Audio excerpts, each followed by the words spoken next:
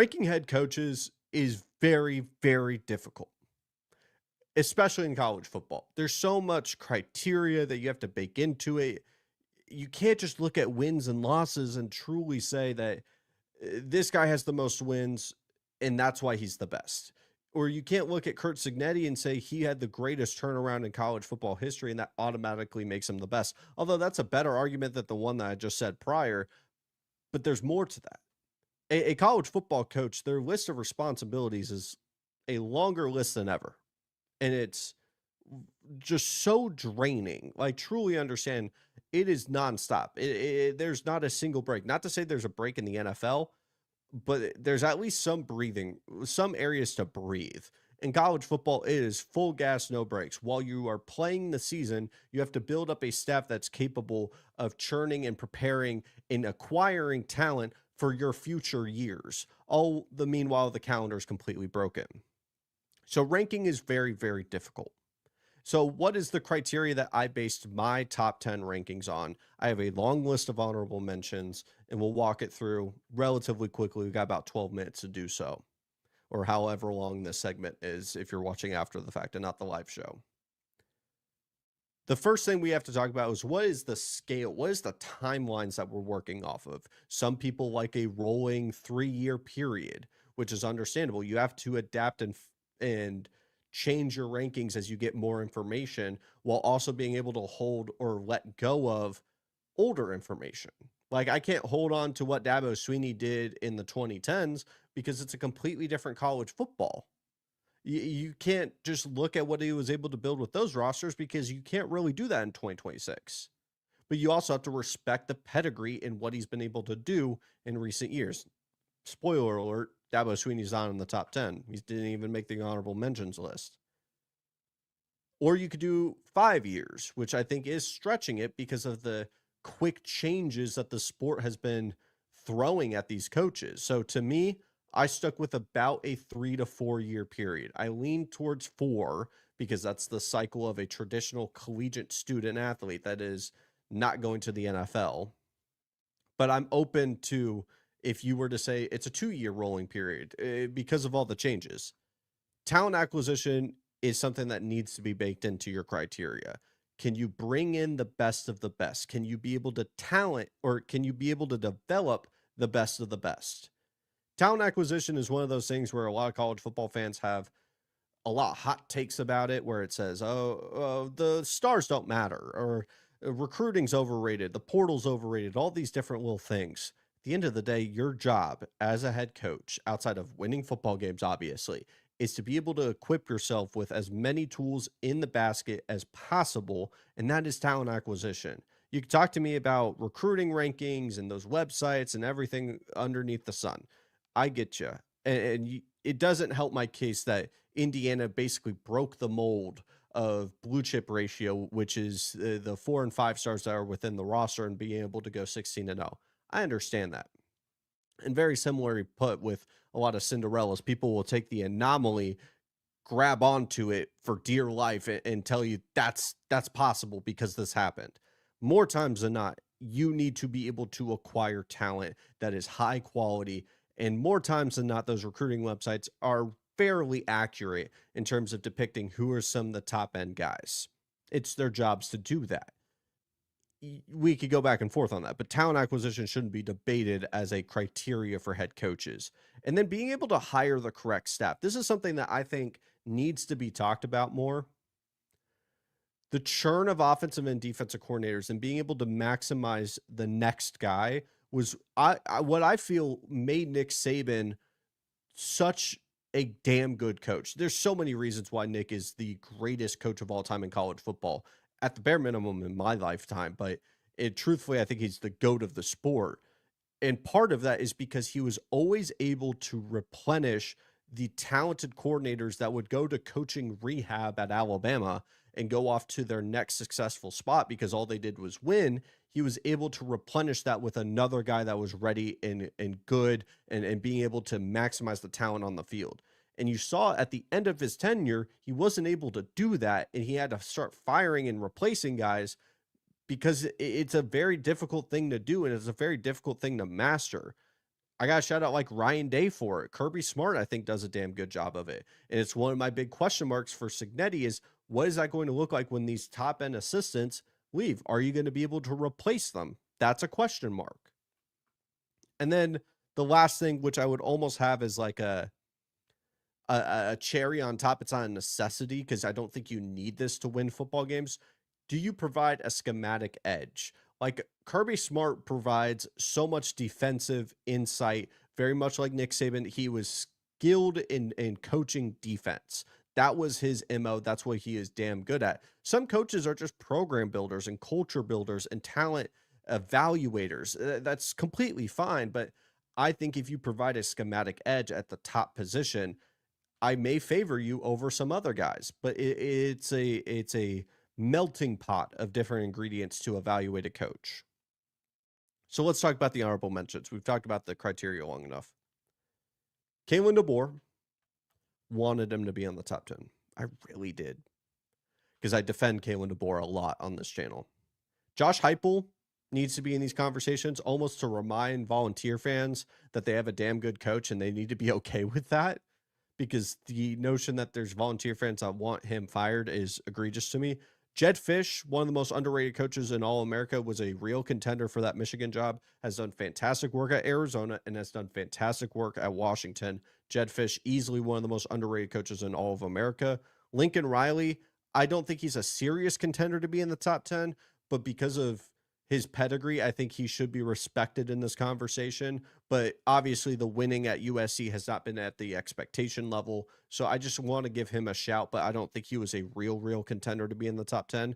Joey McGuire, I think, is a ascending coach. I think obviously as the program rises, I think the respect for a guy like Joey McGuire to be able to do it at Texas Tech, a lot of people may talk about how he just has a blank check and he could just go pay all these different guys. Well, you can have all the tools in the toolbox, but if you're not able to actually utilize it, I mean, a la Texas A&M and Jimbo Fisher, none of it matters. And then Kenny Dillingham. He was one of the top coaches for the Michigan job that people were saying, if they're able to get that guy, it's over. And I think if that's the candidate that we're talking about and what he's been able to do at Arizona State has been just outright remarkable, I think he's easily in the conversation. I really wanted to push him into that top 10 range, but I couldn't find enough room for him. But at number 10, we have Mike Elko. Mike Elko, in 2 years with Texas A&M, has been absolutely remarkable. We could talk about the schedule, the narratives. I get it. There's a lot of things that people say about A&M. And you see the Reveille hat. You see the pennant behind me. You could call me biased. Even Kyle Field right here. You could point to all these different things.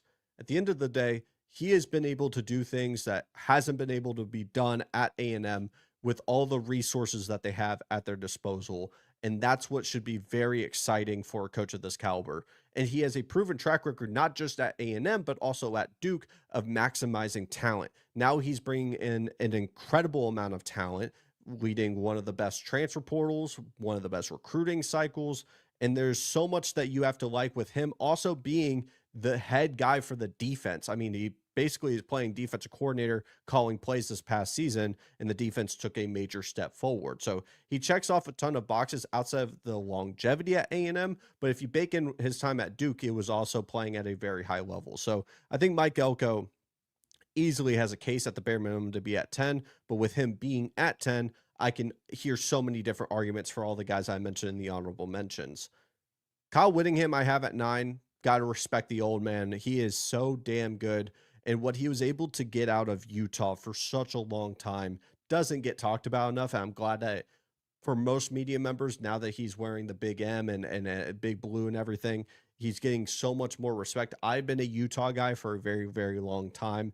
I was a huge fan of them going into this year. They didn't obviously meet my expectations because I had them winning the Big 12, but they were a damn good football team because Kyle Whittingham teams, you know exactly what you're getting, and it's a damn good football program with an identity and a culture, and he checks off so many of these boxes, and I think he is easily a top 10 coach at bare minimum contention. Steve Sarkisian, I have number 8. Talent acquisition is off the charts. One of the best talent factories in all of America with Texas. He brings a huge schematic edge offensively calling plays. Some people may question on whether or not that's a good thing. I think my big question for him, and it's a huge risk going into this year, is did you hire the right staff? You had a solid defensive coordinator. You moved him away for Will Muschamp. That's a big question mark. And he has been able to get Texas back into the national contention without it just being a preseason notion. It's actual tangible results. And so this season, he could easily find himself all the way at 5, but he is a definitive top 10 coach in the country for where he's been able to get Texas at this point. I believe he's going into year 6, which is crazy to think about.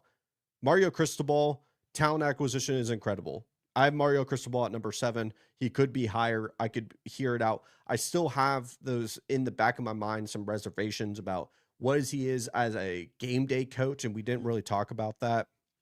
Some of his in-game decisions are very much questionable, but it seems like he is a coach that is developing and getting better. That's something that not a lot of people talk about, is what has this coach been able to do 3 years from now, or 3 years prior to now? He has gotten better. And I think this national championship run is really a depiction of what he's been able to grow and develop into. Plus, he was able to make 2 incredible hires at the offensive and defensive coordinators, absolutely knocked it out of the park. He should get credit for that. And then you bake in the talent acquisition, what he's been able to do, getting a guy like Cam Ward from Washington State, turning him into a Heisman contender, following that year with Carson Beck, getting an incredible transfer quarterback, going to the national championship with a real possibility of winning it. And then this past year, getting Darian Mensah. We'll see how that goes. Number 6, I have Marcus Freeman, another coach that was able to go attend a national championship against Ohio State. And truthfully, it's a respect for what he's been able to get out of Notre Dame. I was of the belief that Notre Dame was kind of capped out in years prior, and it seems like this is now a team that is going to be a force. He's great at talent acquisition. He's great at retaining that talent and developing it, and that's got to be talked about. He's got a defensive schematic edge. He's got a great amount of success, and I think you are just going to see this progression grow and grow. I think he's hired the right staff a couple times and been able to keep that quality from time to time. I know their DC went to, I believe, the Bengals, and this past season it took a little bit for the defense to get going, but it became a big strength, and they have a ton of talent there. Freeman's a damn good coach. Lane Kiffin at number 5. This was the top candidate for a reason. Ole Miss had a damn good coach, and there's a reason why Lane Kiffin is a top 5 coach in the country. Schematic edge, right there. A ton of success. Being able, like, I give him a ton of credit for where Ole Miss got to when talking about the multi 10-win seasons. And then this past year, obviously, you had Pete Golding, but he was able to hire that OC. That was like, I'm of the belief that if Ole Miss was to win that national championship, he should have gotten a ring because his fingerprints and identity was all throughout that roster. So I have Lane Kiffin at number 5. Number 4 is Dan Lanning. I really feel like 4 through 6 or even 4 through 7 is interchangeable. Dan Lanning is just one of those guys that is so young in his career. Have I been critical of him? Yeah. Have I questioned, like, could he lose the big game at the end of the day? And the way that he's left seasons have been really rough. But talent acquisition, the 3-year scale, hiring incredible amounts of staff, replacing Kenny Dillingham with an incredible coach in Will Stein. We'll see. And then the defensive side of the ball as well. We'll see how he's able to, evolve that coaching staff as they are going through a huge change this year. But he's just been incredible, and he's so due for a national championship sooner or later. And lastly, we'll go through these relatively quick. Ryan Day at number 3, Curt Cignetti at number 2, and Kirby Smart at number 1. These are all interchangeable. And frankly, it's hard to put into words why one is above the other. I'll just say this. Ryan Day has a factory built at Ohio State and deserves so much credit for replacing the defensive coordinator and the offensive coordinator with incredible talents and being able to have an incredible staff. And Matt Patricia was seen as a joke for a lot of people, has become one of the best defense coordinators in the entire country. He's been able to win, get a national championship. It is checking every single box you're looking for. This is where I put the caveat of schematic edge. Like, these little hairs that we're having to pull and split, it makes a difference in my opinion. Curt Cignetti, he's got the most crowned achievement in terms of level of difficulty and what he's been able to do as a coach. It's a longevity question. Can he replace the talent that isn't leaving the building now, but probably will over the next couple of years? Can he replace that? What is the scalability of their talent acquisition? All these different things. So I can't definitively say, he is the best coach in college football. Whereas Kirby Smart, I think I get the best of both worlds. Obviously, not a recent national championship, but we know about Kirby. We know about Georgia. And this is a program that I think has the best coach in all of college football. And I'm willing to argue on that. So that is my list. Like I said, it's very difficult. So if you have a problem with it, there's a comment section for a reason. I'll see you in there.